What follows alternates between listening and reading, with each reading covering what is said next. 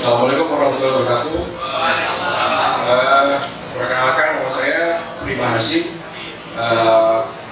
Saya nggak tahu nih, kebetulan aja kali sama ikut karena saya hobinya itu membuat orang bersepeda. Jadi saya senang banget kalau teman-teman itu ada yang bisa bersepeda karena saya. Nah, makanya saya mencoba sharing ke teman-teman newbie. Ada nama klub Newbie Cycling Club, itu saya yang mendirikan karena nggak tahu-tahu, nggak serta-merta teman-teman yang baru ini langsung bisa jadi kayak lengkaki gitu, nggak bisa. Jadi pertama-tama suatu kehormatan buat saya berada di sebelah Mas Zaki, Zaki terbaik, memang terbaik ya. Jadi 2 kali juara bukan Jawa ya Mas. 2 kali ya. Yang di terakhir kemarin malah lebih cepat ya, lebih cepat dari luar biasa. Saya mau share gini, apa sih yang harus disiapkan oleh teman-teman biar bisa melakukan ultra cycling atau memang mungkin yang baru-baru mungkin di sini nggak ada baru-baru ya udah bisa 77 kilo dengan rute yang kayak tadi itu biasa. Ada 2 sih, nanti mungkin Mas Zaki bisa tambahin dari segi sepeda sama dari segi kesiapan tubuh ya. Kalau sepeda ya pasti kalau pertama-tama itu pasti harus bike fitting dulu. Kenapa bike fitting? Karena sepeda dari pabrikan itu bentuknya sama semua, benar Mas? Benar ya, semua sama. Sedangkan penggunanya, goesernya adalah kita, tingginya beda-beda, insinya beda-beda, reachnya beda-beda. Jadi bike fitting adalah menyesuaikan sepeda dengan tubuh kita, ukuran tubuh kita. Gitu. Kenapa harus bike fitting? Karena kalau goesnya nggak nyaman, pasti powernya nggak ada, benar Mas? Kalau goesnya nggak nyaman, pasti powernya nggak ada. Itu pasti di kilometer 50 ke atas, 100 itu udah berantakan, kerak lah, semutan lah, powernya nggak ada, gitu. Karena semua udah salah posisi. Gitu. Apa yang diukur? Ya pasti insting, karena insting itu menentukan apa namanya goesan kaki. Terus ada yang namanya clip fitting, kalau udah pada pakai clip fitting, karena pada saat clip fitting itu adalah posisi clipnya ditempatkan pada tumpuan kaki pada saat mengeluarkan power yang maksimal. Gitu. Jadi kalau misalnya klipnya kemunduran atau ke malah maju gitu, itu pasti berantakan power. Jadi nggak nutrisi yang udah masuk, energinya pasti udah keluar sia-sia, kira-kira gitu. Terus sepedanya gimana biar nyaman? Ya pasti sepeda itu, setiap sepeda punya geometri. Misalnya dari segi merek A, geometrinya segini. Kadang-kadang teman-teman udah searching nih kadang-kadang di Google. Merek A geometrinya segini, size-nya tuh apa gitu, S. Terus pada saat di merek B geometrinya juga beda gitu. Jadi kira-kira gitu. Lalu nanti ini jangan satu arah ya, teman-teman bisa nanya aja, silakan gitu. Jadi kalau nanti tema kedua adalah endurance building, tadi secara teknis Mas Zaki udah jelasin teknisnya gimana, latihannya gitu ya. Kalau saya simpelnya gini aja, bersepeda itu adalah muscle remind. Jadi dia otot itu ingat terus ya. Misalnya kita latihan hari ini 50 kilo gitu. Terus nanti lupa nih, goes lagi 2 minggu lagi, otot itu lupa ya. Jadi dari nol lagi. Kalau saya biasanya ngasih tau ke teman-teman yang baru belajar road track, paling tidak seminggu disempatin 3 kali gitu loh. Jadi biasanya pertama di hari Minggu, nanti di midweeknya di Rabu, nanti di Sabtu itu goes lagi. Gak apa-apa, pelan-pelan aja. Udah lihat saya. Jadi suatu kesenangan buat saya adalah tiba-tiba teman-teman newbie ini baru main road bike, AVG-nya cuma 25. Sekarang yang saya latihan udah ikut protokol tembus, terus Audax tembus gitu, finish under COT, terus semua yang berbau-bau apa tuh tour de apa gitu itu finish. Ya saya yang ngasih ilmu ya senang-senang aja maksudnya. Jadi lihat orang yang tadinya AVG 25 sekarang endurance udah oke. Saya langsung ini aja deh, mungkin ada yang mau tanya ke biar dua arah gitu, apa sih yang harus disiapin atau apa, silakan ke saya bisa nanti atau ke Mas Dani bisa, kita saling jawab. Siap. Sedikit nambahin ya, soal bayar fitting itu penting sekali. Jadi sebetulnya hakikat kita berolahraga sepeda adalah kita cari kebahagiaan. Ketika bayar fitting belum kita lakukan, itu ada banyak keluhan ya Mas. Kayak saya waktu itu yang sempat bayar fitting tapi manual, ya ada datanya. Nah kemudian menjelang bentang Jawa itu kaki saya itu yang kanan kiri ya, jari-jari itu kesemutan terus gitu. Nah kesemutan terus, akhirnya seiring waktu ujung-ujungnya 2-3 hari itu bentang Jawa itu dibayar fitting. Setelah bayar fitting itu ya baru benar-benar saya ngerasain bersepeda itu nyaman sekali dan enjoy gitu. Jadi kalau teman-teman yang mau serius mendalami sepeda, lebih baik bayar fitting dari awal sekarang dan harus punya datanya. Ketika nanti teman-teman ganti sepeda atau ada perubahan kos sepeda saya nggak enak, jadi refer lagi ke data bayar fitting tersebut. Datanya udah ada Mas ya? Udah ada datanya. Jadi nambahin lagi dari mengenai bayar fitting. Jadi banyak teman-teman yang udah melakukan bayar fitting apa yang pakai sistem itu Mas, ukur segala macam gitu. Terus ada yang datang ke saya, karena saya fitter juga ya Mas, fitternya fitter juga tapi mahal. Jadi banyak keluhan-keluhan yang karena kalau manual itu adjustable, tapi berdasarkan data. Gitu, alhamdulillah sih udah banyak ya apa namanya zero complaint gitu, zero complaint. Jadi baik itu benar-benar jadi semua jadi sepeda. Karena itu benar-benar menyalurkan power yang ada di kaki, disalurkan benar-benar ke pedal, terus jadi goesnya itu efektif. Energi yang keluar sama dengan energi yang tersalurkan ke sepeda. Itu kira-kira. Terus saya kemarin lihat story-nya Mas Andi. Itu ke Bali Mas. Ke Bali. Pas itu habis bentang Jawa 1.500, terus jeda 1 minggu bentang Jawa lagi ke Bali 1.500 juga. Bali tambah Bali lu ya. Apa sih yang dicari Mas? Nah ini ya, sebetulnya saya punya plan jangka panjang. Nah cuman saya itu sudah harus memblueprint badan saya. Nah kayak pertanyaannya Masnya tadi, ini gimana sih caranya? Ya begini cara saya. Jadi caranya ketika tubuh itu dalam kondisi yang belum recovery pun kita tambahkan latihan lagi seperti itu. Jadi harapannya nanti ketika itu defense yang benar-benar gila, artinya bersepeda yang memaksa tubuh kita bersepeda di atas 10 hari secara kontinu, kita bisa lebih strong gitu loh. Kita mesti dulu tubuh kita dengan latihan ya dalam kondisi yang benar-benar kita tuh lelah sekali gitu loh. Dalam kondisi lelah kita tetap latihan, tapi jangan dilakukan setiap hari ya. Ada masa-masa tertentunya dan ada apa namanya timingnya. Semua itu dilakukan misalkan porsi latihan dan timing. Nah, jika nanti tubuh kita berhasil adaptasi, kita akan lahir sebagai orang yang lebih kuat lagi seperti itu. Itu harapannya.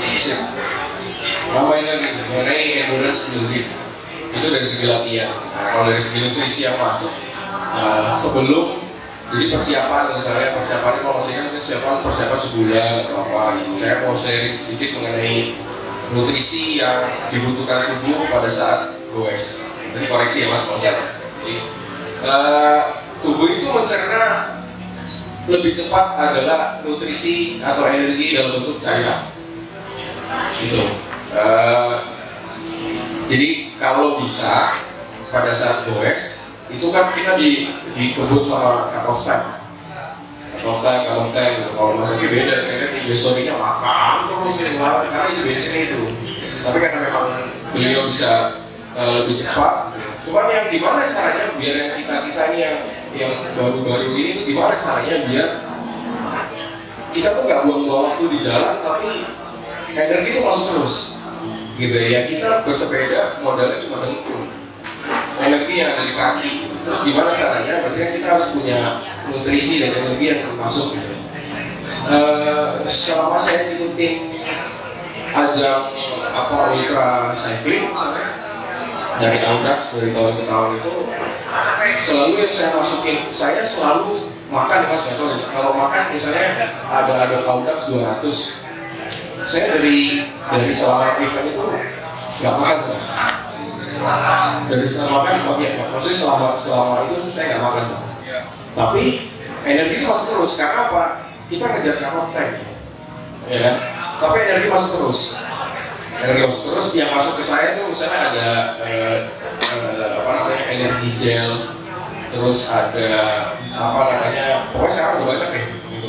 Kalau ini ada sponsornya, saya boleh nyebut merek nggak sih? Oh ada, kebetulan ada Strive. Strive itu kalau nggak salah ada yang bentuknya gel. Nah itu kalau saya pada saat melakukan ultra cycling itu saya campur ke bidon. Nah, jadi 1 bidon 2 Strive gel.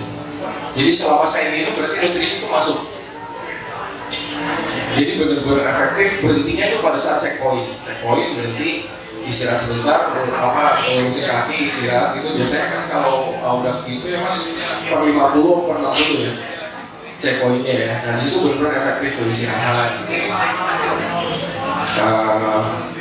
Sharing sedikit juga nih, kemarin terakhir yang paling saya makan energi banyak nih pada saat Audax 400 Solo.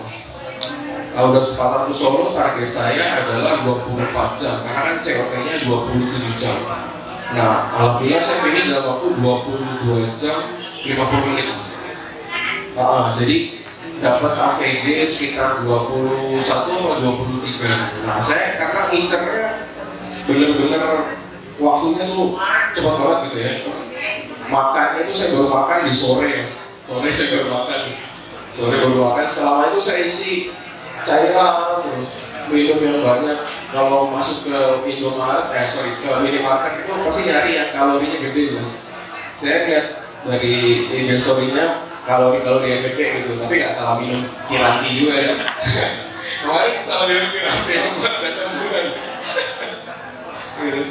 Ya, balik lagi. Jadi nutrisi yang masuk yang dalam bentuk cairan itu pasti lebih gampang diserap ya. Kayak misalnya saya share aja kayak misalnya susu kacang hijau, ya cari kacang hijau terus ya soda gitu. Tapi sebenarnya saya menghindari. Tapi kalau mau banyak dari singkat aja lah gitu. Di kantongnya depan apa sih? Energi bar, Strive Bites, yang itu pasti udah penuh. Fit bar, betul juga. Fit bar, Strive udah penuh di belakang. Jadi saya hitung kira-kira sampai saya checkpoint itu berapa sih yang harus dimakan. Kuncinya gini teman-teman, nggak boleh lapar sama nggak boleh haus. Kalau begitu teman-teman udah lapar baru makan, boh, selesai. Pasti copot lah, pasti kewer. Jadi teman-teman punya ukuran sendiri. Kapan sih kita mau haus, kapan sih kita mau lapar, gitu maksudnya. Jadi kalau sebelum itu udah kerasa ini kayaknya tak lagi lapar, sikat makan, gitu. Atau minum lagi. Gitu. Kalau sudah lagi haus, minum lagi. Gitu. Tapi kalau keburu udah lapar, sama udah keburu haus baru makan, selesai. Jadi kuncinya jangan boleh lapar, jangan boleh haus. Ada yang mau tanya tadi ada yang makan. Jadi bukan kayak baterai handphone ya. Kalau baterainya habis dicas langsung isi. Tubuh kita beda. Jadi kita sebelum baterainya habis kita harus isi kalori, isi nutrisi supaya nggak mungkin nggak penyok. Betul. Ya. Kalau penyok berat resiko kemungkinan untuk DNF sangat besar. Apalagi kalau ultra cycling itu kan pasti kan hujan panas kan kita hajar juga kan. Panas itu apalagi kayak tadi tuh keram pasti gitu. Jadi kira-kira gitulah. saya nunggu pertanyaan nih biar ada apa sih, ini ada caranya biar bisa 1.500 kilo dalam waktu 3 hari gitu.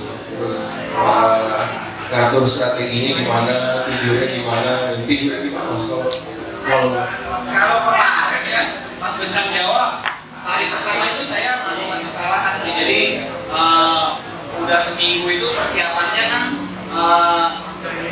kacau, karena pertama kayak itu tadi karena masalah bike fitting. Seminggu sebelumnya itu saya nggak bisa tidur karena kaki itu ketika goes selalu kesemutan. Saya sampai beli 5 sepatu, ganti klit dari Shimano, dulu pakai klit MTB, semua kesemutannya nggak hilang-hilang. Pada akhirnya saya simpulkan bahwa wah ini yang nggak benar fittingnya ini. Ternyata benar memang fittingnya. Di sepeda itu olahraga yang super efisien sekali ya. Jadi tinggi saddle ketinggian 2 cm atau saddle yang terlalu mundur 2,5 cm itu udah rasanya nggak enak banget. Beda sama di olahraga lari, kalau lari kita tinggal lari aja. Kalau di sepeda ini benar-benar posisi kita tuh harus pas dengan geometri badan kita sendiri gitu kan. Udah cukup leading di hari pertama ya, kemudian masuk checkpoint di kilometer 438 itu saya masih nomor 1.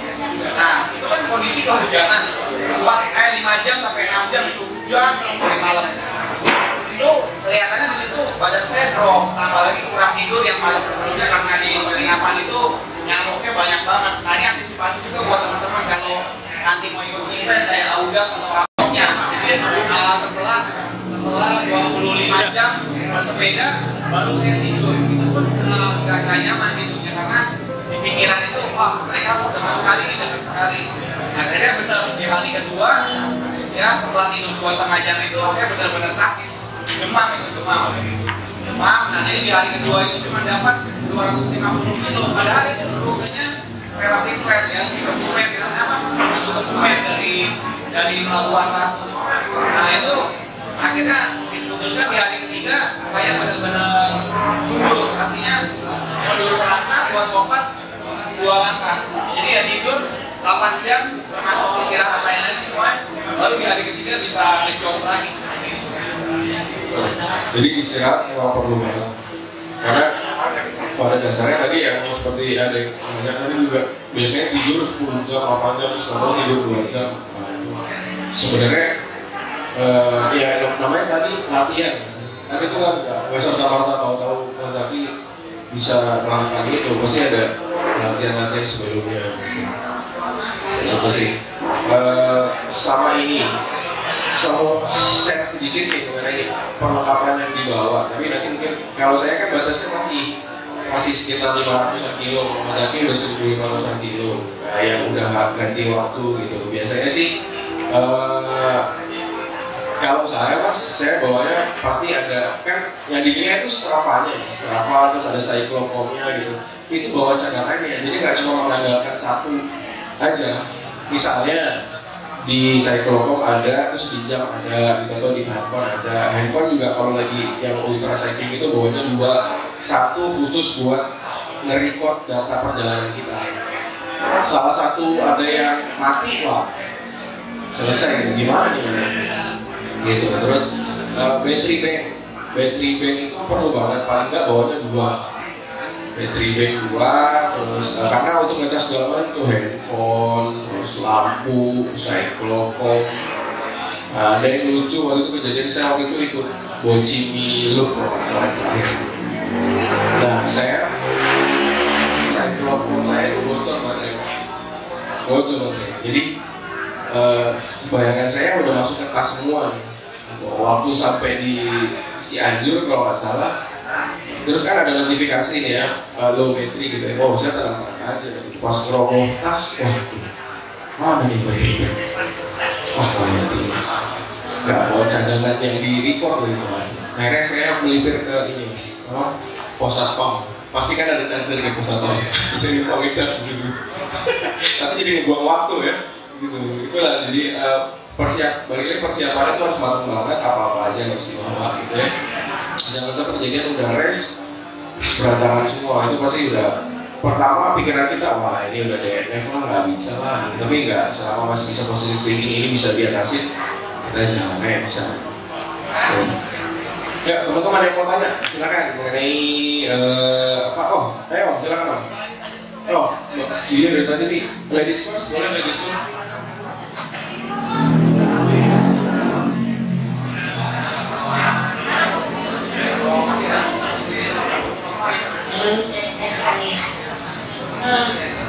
Pertanyaan ke sama kalau ke konsumen nanti kalau untuk price pendek ya karena bocor itu kalau untuk ke Mas Zaki ke yang itu pertanyaan saya adalah kalau endurance begitu HR kita sebenarnya di stay di berapa sih? Nah kalau yang untuk race itu ada yang memberi tahu saya kalau yang misalnya bermokok gitu HR itu paling kalau HR maksimal harus maksimal 200 mentoknya kalau hitungan jadi itu ditahan di 170 kalau di bawah itu berarti kencang tuh. Nah kalau itu ada yang memberitahu saya yang biasa juga si oke. Nah kalau untuk yang dulu tuh berapa ya? Ini takutnya di terlalu rendah juga kelamaan. Kalau tinggi nanti kita juga bahaya juga. Terima kasih. Awal dulu, udah panjang dulu ya. Oke, pertanyaannya bagus sekali ya. Sebetulnya sekarang udah ada teknologi yang namanya power meter ya. Jadi kalau heart rate itu variabelnya banyak. Cuaca panas ya, cuaca panas air kita naik. Kurang minum air juga naik. Terus kurang tidur atau minum kopi juga air juga jadi naik. Jadi sebetulnya kalau teman-teman punya akses dan sumber daya ke power meter, investasinya di power meter gitu. Jadi nanti teman-teman ketika dalam perlombaan jarak jauh atau jarak ultra itu pedomannya udah nggak ke air lagi atau kecepatan, tapi ke power meternya. Nah tapi untuk memaksimalkan ini teman-teman harus lakukan dulu yang namanya FTP test, functional threshold power. Jadi ketika nanti udah ketahuan FTP-nya berapa, nah itu ada zonanya, zona 1, zona 2, zona 3. Nah biasanya kalau untuk ultra endurance ride ada di zona 1, zona 2 sih, nah ini seperti itu. Tidak terpengaruh oleh air, tapi pedomannya adalah dari power meternya tersebut, seperti itu ya. Seperti itu. Tapi kalau teman-teman nggak punya akses ke power meter, ya hanya ada heart rate dan speed atau cadence, ya berarti kita harus pedoman dari heart rate yang sudah ditentukan zona-zonanya. Misalkan gini, ketika teman-teman bersepeda, kan teman-teman pernah melakukan time trial misalkan 40 kilo atau teman-teman bersepeda maksimal selama 1 jam, tapi effortnya yang benar-benar ngebut gitu, yang HR-nya benar-benar mencapai HR maksimal. Misalkan HR maksimalnya 180. Nah nanti kan itu dibagi 5 zona. Biasanya 180, terus 170, atau misalkan taruhlah nanti zona satunya ketemunya di sekitar 130-an ya. Nah biasanya kalau untuk long ride kita main di 130 sampai 150-an seperti itu. Cuman lucunya saya kan beberapa kali riset nih ke badan saya, itu heart rate di lari sama di sepeda itu nggak bisa sama. Jadi misalkan ketika saya sudah bersepeda dalam kondisi tubuh yang lelah, itu HR-nya nggak bisa tinggi. Jadi ya ini tadi mungkin saya harus belajar lagi, harus riset lagi. Tapi anehnya HR-nya nggak bisa tinggi, cuman ya speednya maintain paling di 30, 33, 32, 30 dengan HR yang misalkan cuma di 120, 115 seperti itu. Jadi HR ini individual sekali sih. Ada yang orang goesnya kok merasa HR-nya tinggi gitu loh. Nah, tapi balik lagi sebetulnya ke latihan kita ya. Jadi kalau kita latihan dengan baik, max kita meningkat terus, HR akan mengikuti.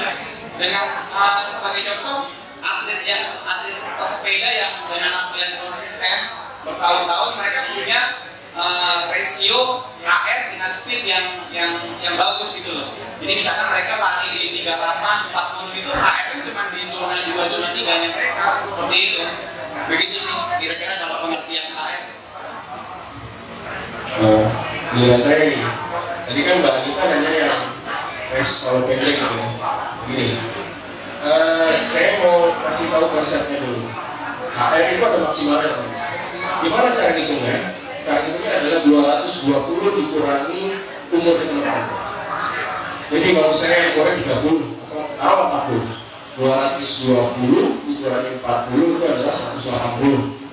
Itu yang harus ditaruh di unit sensor, kan ada punya heart rate sensor nih, ditaruh tuh di setting di aplikasinya.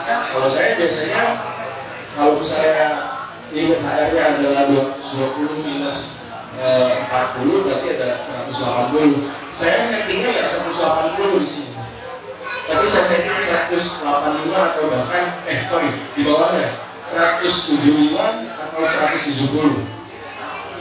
Jadi ada warningnya dulu sebelum limit maksimal. Karena kalau udah limit maksimal itu resiko untuk dan kesempatan untuk blackout itu cepat. Bener. Jadi dipaksa nih kita pace. Wah cepat lah di atas 40, 45, 40, 45. Tapi akhirnya meletup-letup kan. Itu kalau akhirnya ada sensornya diabaikan, itu nggak lama lagi itu akan hilang. Ternyata tuh hilang, jatuh. Kalau jadi ada waktu ini, pertama ngapain sensor, udah bunyi, ini kita masih abaikan.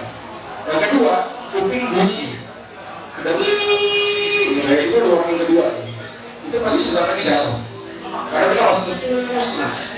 Ruang yang kedua kuping udah bunyi, kan ada yang misalnya ada gitu, udah terus, akan bunyi dibiarin, kuping udah bunyi dibiarin, lama-lama perlihatannya udah hilang, blackout.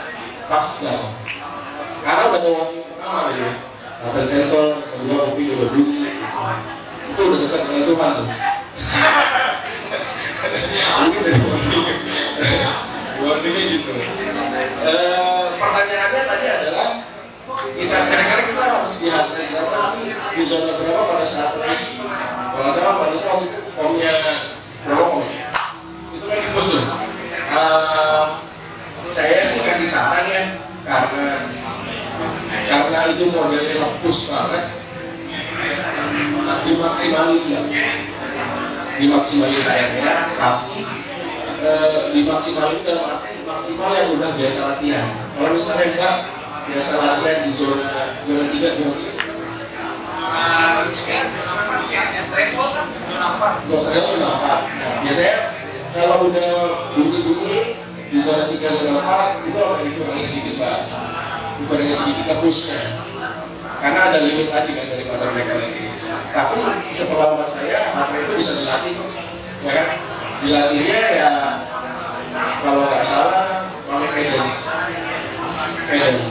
Nah, saya selalu ke teman-teman newbie ini cadence itu latihan selama 1 jam atau dari kilometer 1 sampai 30 itu cadence-nya di 100. Itu akan terbiasa. Nanti heart rate-nya dari zona 3, misalnya 4, 3, nanti turun tuh nih. Nah nanti begitu dikasih ada menu latihan yang speed, nah mereka udah tahu. Mereka udah terbiasa kan. Kalau saya kasih menu latihan speed, nggak ada latihan cadence, nggak ada apa. Kira-kira itu nggak terjawab? Thank you.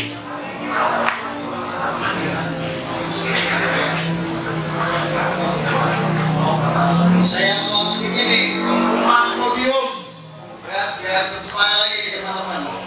Jadi kita akan pilih satu berdasarkan tentunya jarak yang ditempuh minimal 77 kilo ya. Kalau ada yang di bawah itu ya mohon maaf tidak lolos. Yang kedua under COT jam 13 ya. Kalau di atas jam 13 tidak terpilih. Dan tentunya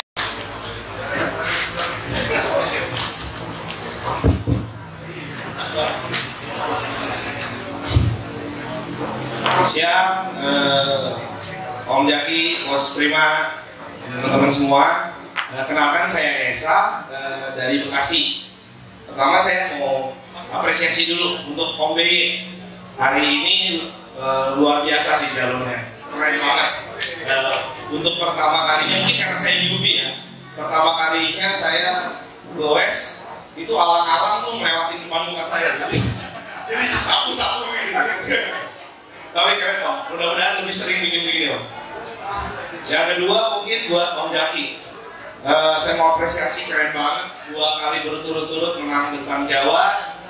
Terus sebelum menang cukuran dulu. Itu sih sakti sih Om. Beneran. Terlebih nomor 2-nya tuh WNA, ya kan ya? Jadi kurang lebih itu kita mau bilang bahwa di tanah Jawa ini lo nggak bisa ngalahin orang yang pernah cukur rambut dulu. Jadi lo mau cari piala di luar negeri ya. Mungkin Om Jaki kapan-kapan bisa keluar juga mengambil jalan besar boxing.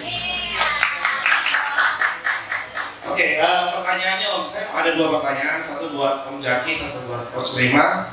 Yang pertama saya mau tanya gini, mungkin Om udah ada plan kali ya waktu tentang Jawa kemarin. Nah, yang saya mau tanya gini, waktu Om mulai start nih, itu istirahat, makan, tidur itu sesuai plannya kah? Atau memang secapeknya baru tidur?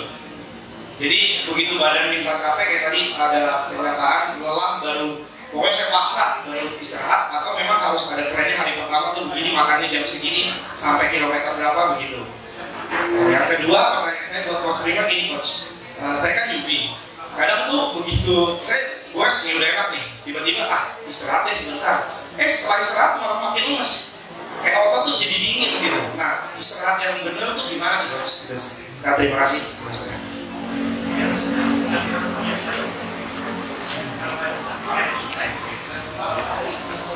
Terima kasih Mas, pertanyaannya bagus sekali. Jadi masalah planning ya. Nah, kembali ke masalah planning, ya sebetulnya kalian ketika mengikuti lomba atau event itu harus sudah punya plan dari awal. Nah, plannya bagaimana?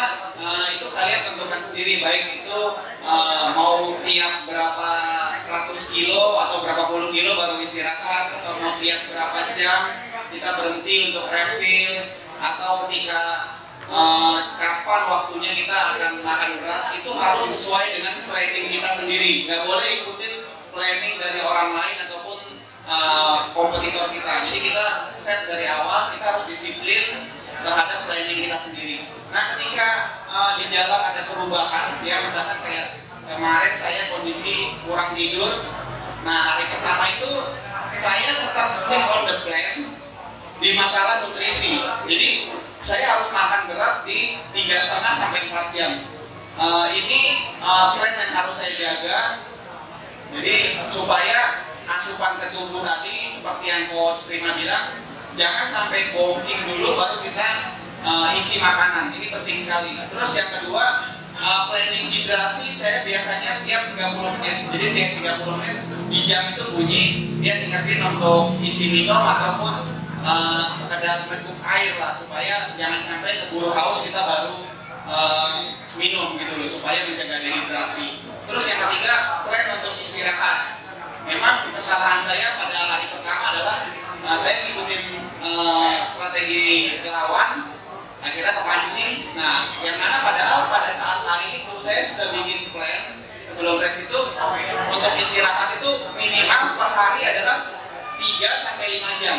Jadi saya berpelajari dari data-data Strava yang orang ikut transkontinental, bahkan mereka per hari bersepeda 400 sampai 450 kilo dengan elevation gain yang 5.000, 4.000, 6.000.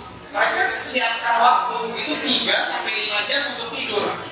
Tidur, benar-benar tidur. Mereka nggak bawa banyak baju, mereka hanya bawa satu perlengkapan ininya, sleeping bag.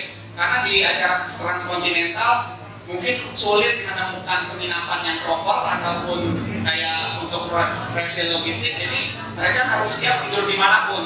Jadi ketika mereka sudah sesuai plannya bersepeda dalam 1 hari, misalkan targetnya hari pertama mau bersepeda 21 jam, ya udah mereka ambil waktu 3 jam itu untuk benar-benar tidur yang benar. Baru nanti plan hari kedua mereka bersepeda misalkan cukup 20 jam aja, karena biasanya hari kedua agak penyok. Nah, mereka ambil waktu istirahat untuk tidur 4 jam lebih panjang. Terus di hari kelima, di hari ketiga mereka ambil istirahat ya mungkin 5 jam. Jadi ada ininya, ada kayak intervalnya untuk ada polanya untuk sebuah istirahat tadi. Seperti itu. Gitu. Udah cukup menjawab kok dari Mas Zaki. Sama saya gila naik mobil aja loh. Ruby itu kalau misalnya pondok senang banget kok, bener? udah cepet. Tapi gimana caranya biar bisa sampai cepet dan nggak lemes? Dulu saya pernah, bahkan kalau teman-teman yang baru lebih, Om, ayo kita foto, ayo. Ajarin saya foto, ayo. Caranya gimana? Dibagi dua, 50 km 50 istirahat dulu. Jadi nggak langsung dihajar cepet gitu kan? Karena tadi kita tuh ototnya belum biasa sama daya tahan tubuh kita tuh belum biasa untuk cepet. Kadang-kadang udah kena mental itu, oh cepet ya, waduh keringat gini. Gimana saya biar cepet gitu? Terus strategi gitu, kita bagi dua. Tapi kalau tadi statementnya adalah istirahatnya bikin badan itu jadi lemes lagi, loyo. Itu kelamaan ya. Kalau mesin udah diem lama nggak dinyalain itu pasti apalagi udah kena makanan kan, wah males banget nih, cepet ya kan, udah gak capek. Tapi caranya gimana? Jangan lebih dari 15 menit kalau saya. Ini kita berbicara newbie ya, newbie yang mau lolos pun. Yang mau lolos mondo, kita skupnya di situ. Di 50 km pertama tidak lebih dari 15 menit istirahatnya. Karena pertama pasti dia akan minum dulu untuk menjaga dehidrasinya. Yang kedua otot-otot kalau untuk newbie ini 50 itu udah mulai berasa nih, ya, entah itu yang penyok lah apalah ya, kaki itu pasti udah mulai berasa. Terus makan jangan makan besar, apalagi di 50 kilo sarapan bubur, habis itu minum nasi padang, wah berantakan. Jangan, mendingan kalau saran saya ini ada energi bar atau ya sebutlah stress atau fit bar itu cukup. Karena apa? Om goes dari kilometer 0 sampai kilometer 50 pakai tenaga yang sarapan. Nah, jangan pernah goes belum sarapan, itu cepat banget habisnya. Terus gini caranya, kalau mau goes mondo di hari Minggu, hari Sabtunya malamnya karbolodinya harus banyakin yang banyak proteinnya, daging, ayam, telur, nasinya setengah porsi aja, jangan nasi 2 porsi terus ayam sedikit, jangan. Karena energi yang dipakai, yang kita makan malam itu akan kepake di besoknya pagi. Karena proses metabolismenya kan makan sekitar 12 jam kalau nggak salah. Nah, 12 jam akan menghasilkan energi. Nah, paginya jangan kosong-kosong banget Om sebelum goes. Paling tidak makan kalau saya ya mungkin telur rebus gitu ya. Telur rebus dipas sama air putih, masukin vitamin, selesai. Jadi target sampai 50 kilo itu aman. Nah, gimana caranya untuk 50 kilo sampai 100? Itu biasanya buat yang baru-baru itu butuh energinya 2 kali, yang untuk 2 kali pada saat 0 sampai 50. Maksudnya gini, sarapannya telur, pada saat 50 istirahat, ya makan stresnya jangan 1, 2. Terus tadi biar cepat kencangnya gimana? Yang nutrisi yang cair ya, cari kedelai, cari kacang hijau itu masuk tuh, itu akan cepat dicernanya, masa energi lagi, udah siap-siap oke 15 menit jalan lagi. Biasanya titik kritisnya untuk yang baru-baru foto itu di 75,80. Itu 20 kilo lama, bener ya? 20 kilo lama, bagaimana caranya isi lagi? Minum lagi yang ada energinya, nutrisi yang cair aja maksud, biar jadi energi. Jadi kalau balik lagi pertanyaannya, maksimal 15 menit, gimana ngatur nutrisinya tadi saya jelasin. Clear dong? Clear, thank you. Ada lagi? Ya.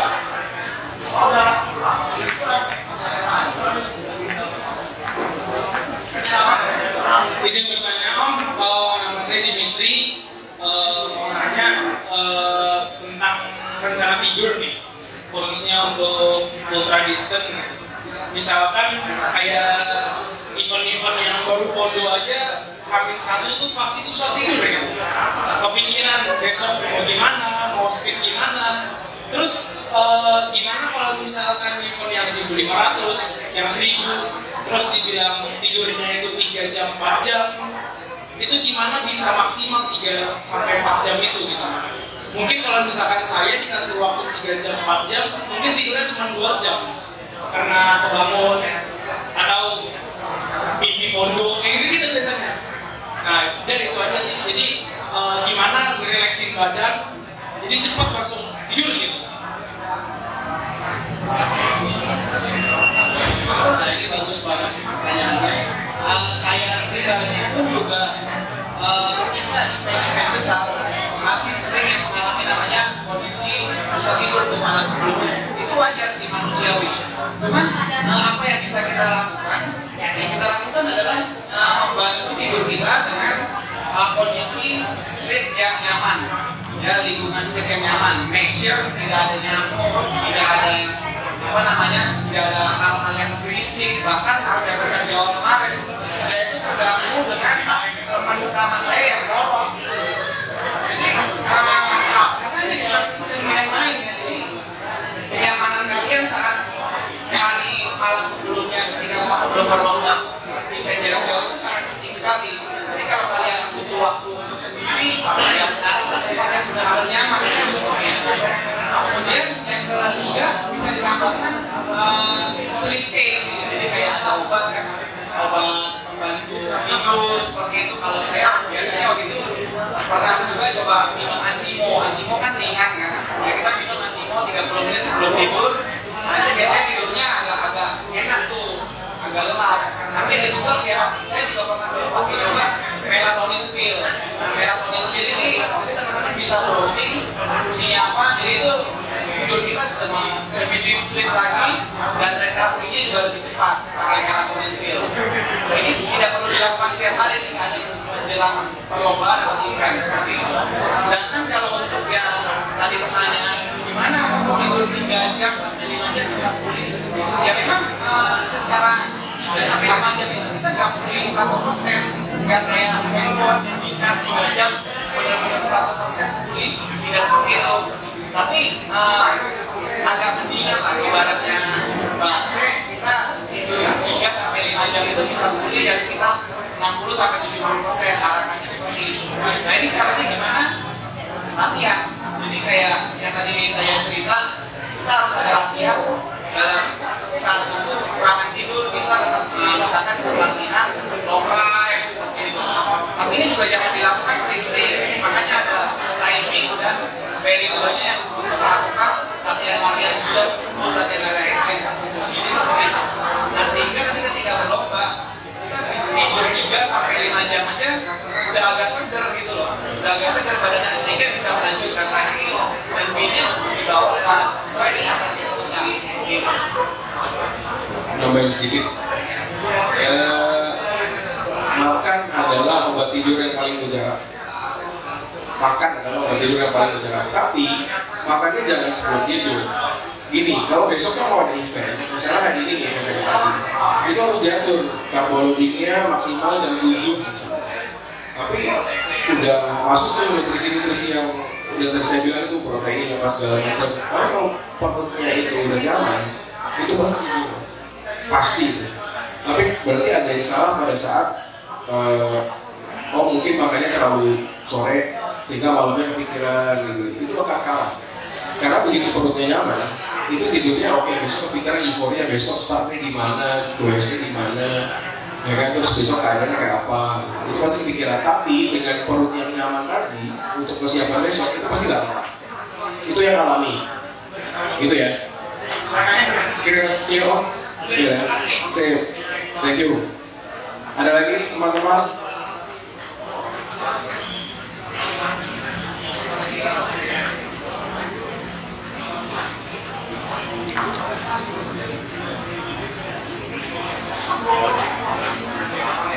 Mungkin udah habis kayaknya om, nggak ada yang mau nanya. Pancing apa dong yang mau nanya, ada apa yang nggak mau ikut? Oh itu, Bung Budiman. Oke.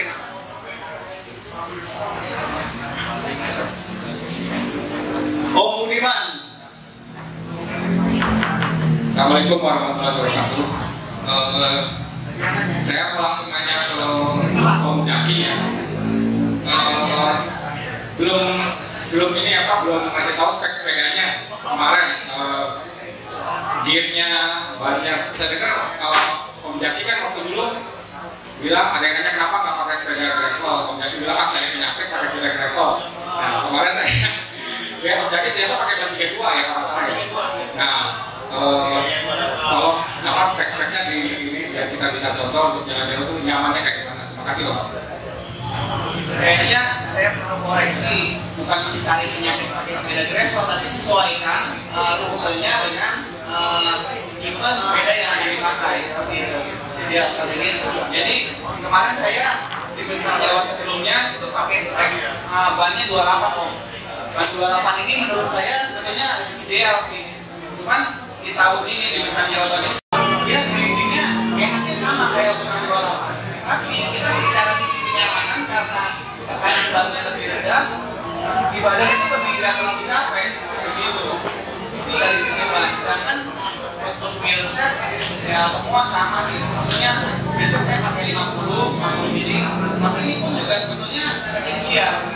Nanti mungkin kalau ini Bintang Jawa lagi atau event lain saya mau pakai cukup 38 aja karena di aero benefitnya di 50 ini saya nggak menemukan di event ultra endurance. Jadi kayak misalkan pakai 50 itu baru terasa manfaatnya kalau kita main speed di atas 40. Sementara kalau kita kayak event ultra endurance riding itu speed kita paling ya berkisar 3 di bawah 35 lah. Di bawah 35 aja udah bagus gitu.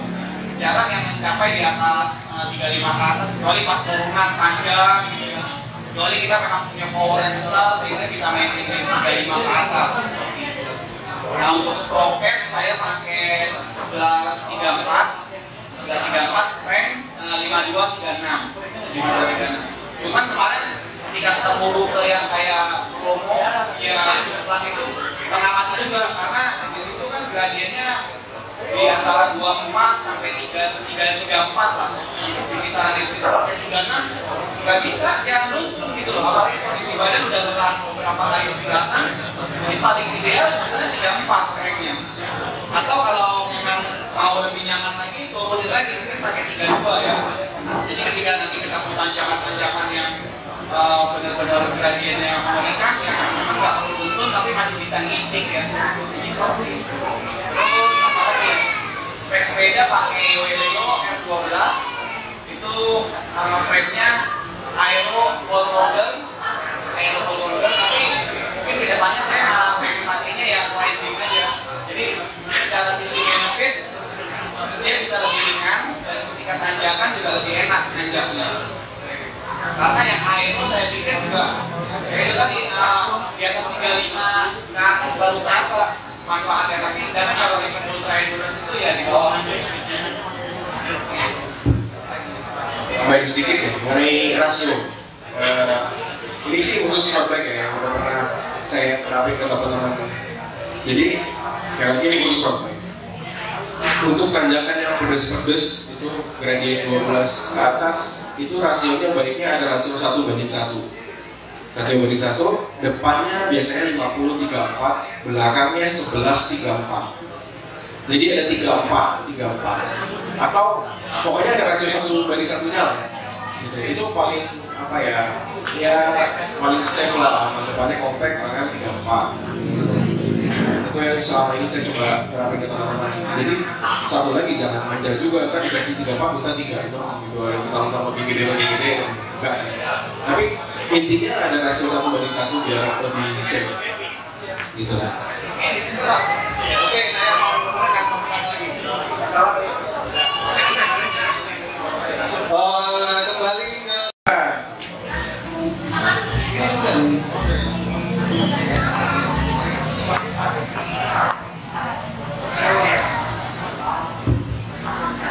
Assalamualaikum, salam kenal. Kemarin kan Om Muda ini kan yakin terutama ya juara 1 Bintang Jawa alhamdulillah ya.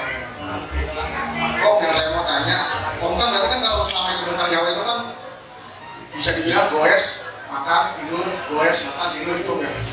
Itu cara ngumpulin motivasi dan bangun tidur biar goes lagi itu gimana Om?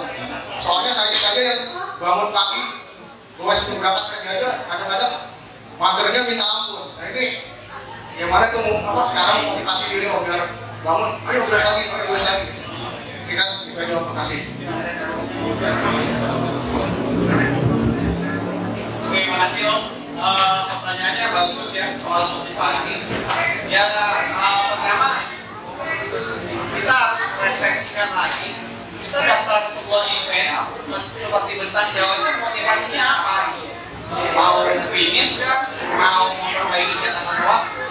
Atau mengalahkan diri sendiri? Atau kita mau menemukan limit dari diri kita sendiri? Tentukan dulu motivasinya apa. Karena motivasi ini bisa akan berubah seiring waktu gitu ya, saya dari berdasarkan pengalaman saya. Nah, ketika nanti kita tidur, ya udah yang pertama diingat ketika bangun, ya saya harus selesaikan apa yang sudah kita mulai gitu. Ketika udah dapat tentang Jawa, misalkan kita tidak ada kendala apapun selama perjalanan, terus badan juga nggak terlalu remuk. Pertama kita bersyukur dulu kita alhamdulillah nih, kita bangun pagi ini masih hidup gitu loh. Nah dari situ ya baru kita bangun motivasinya. Oke, kita lanjutkan aja nih. Kita harus selesaikan apa yang sudah kita mulai. Nah tapi ini motivasi akan berubah seiring waktu. Bisa juga kita di hari kedua menemukan motivasi lain. Jika misalnya kayak kemarin saya jadi teringat kan sama saya, ya itu saya jadikan motivasi gitu. Atau ketika di jalan teman-teman pengen makan apa, dan sampai checkpoint karena ya aku akan menemukan motivasi baru. Jadi motivasi ini bisa kalian temukan gitu, bisa berubah. Tapi kedisiplinan untuk menyelesaikan itu yang harus kita punya gitu. Semangat juang dan disiplin untuk menyelesaikan apa yang sudah kita mulai itu ya kita harus set dari awal seperti itu. Kalau kamu perjalanan pernah nggak kehilangan motivasi apa? Pernah. Ya itu kayak kemarin yang saya barusan lakukan ini kan, ketika keliling Bali atau ketika saya coba perjalanan sendiri. Motivasi itu akan naik turun. Ada kalanya ketika kita benar-benar nggak punya motivasi, ya udah kita stop, berhenti dulu, tenangin diri, merenung kita melakukan ini untuk apa sih? Kalau nggak ketemu juga, ya udah cari penginapan tidur.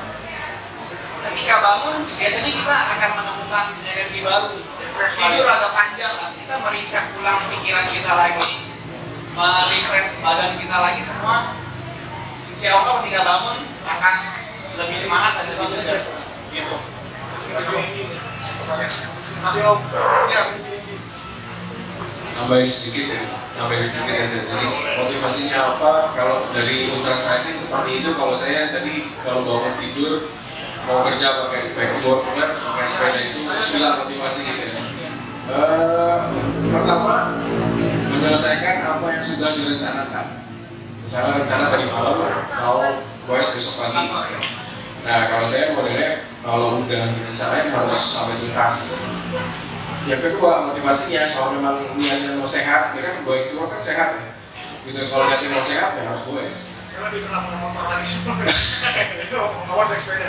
Mau nggak mau naik sepeda. Berarti kan ada motivasi yang lain. Itu pilihan itu setiap pilihan ada resikonya. Iya. Jadi yang pertama menyelesaikan apa yang sudah direncanakan dan sampai tuntas seperti yang tadi Mas Andi bilang. Yang kedua motivasinya mau sehat. Kalau nggak rest berarti nanti naik motor macet apa segala macam, setiap pilihan ada resikonya. Kira-kira gitu. Thank you. Siap. Semangat Pak.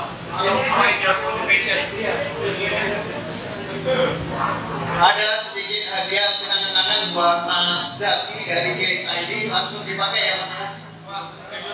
Juga buat Coach Prima nih, biar lebih seneng lagi main gravel. Itu kan oh ya, GXID juga memiliki merchandise tadi saya sampaikan. Salah satunya adalah tas yang udah cukup legend di kalangan teman-teman gravel, karena ini didesain benar-benar oleh pengguna atau pemakai ya, bukan oleh